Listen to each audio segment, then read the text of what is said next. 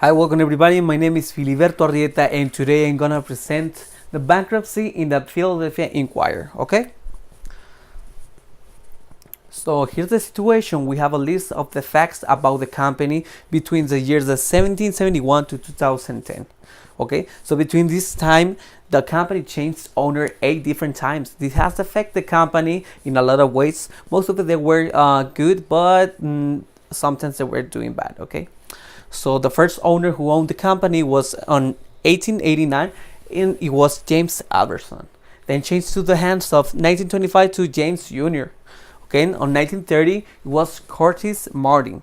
1936 it was Hanover, who was doing okay because he had increased the sales daily to 28,000 to 345,000. Then on 1942 Walter Hanover again.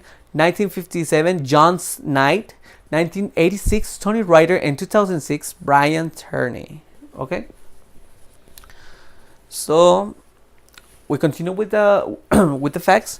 On February 22 on 2009, the company Philadelphia Inquirer declared bankruptcy in federal courts. They have debts over 350 million values.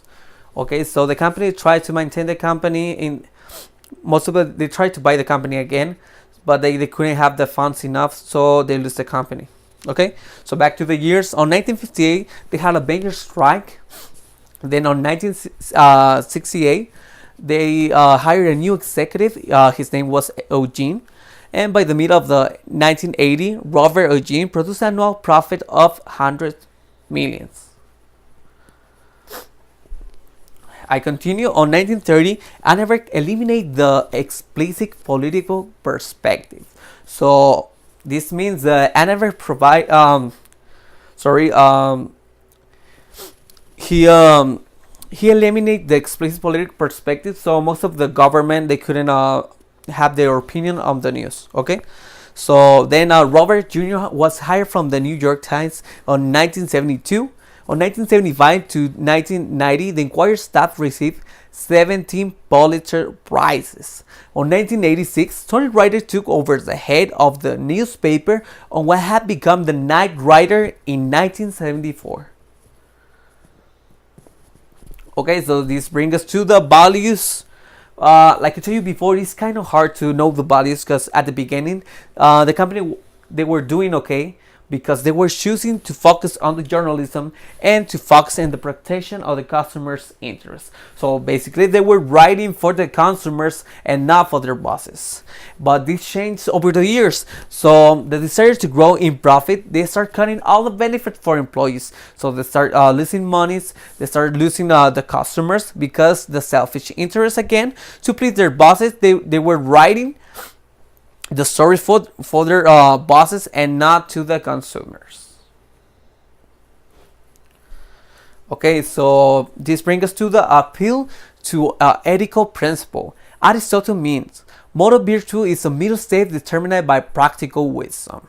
Due to the constant change of owners and the fact that the employees who worked for Roberto did their work to please him and not to inform and entertain the public, as I told you before, this brought a consequence that editors, reporters with their sales, they decreased losing customers who were loyal to the company, and they start losing tons and tons of money over the years again.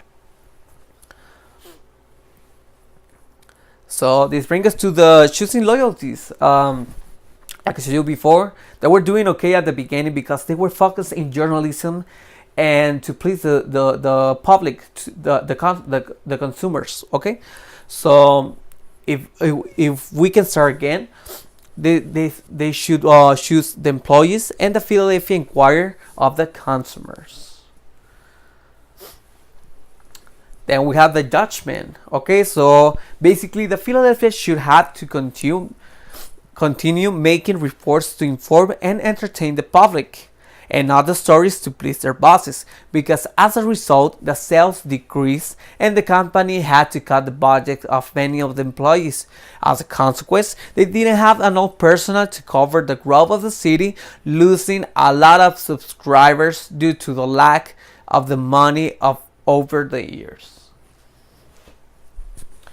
So to conclude my presentation, I just wanted to tell you the company was doing okay over the beginning of the company, because they were focused on the journalism. Again, I'm just repeating myself, but I wanted to make the point that the main topic that was important to the company was focus on the journalism, focus on the employees, and focus on the stories that they deliver to the consumers.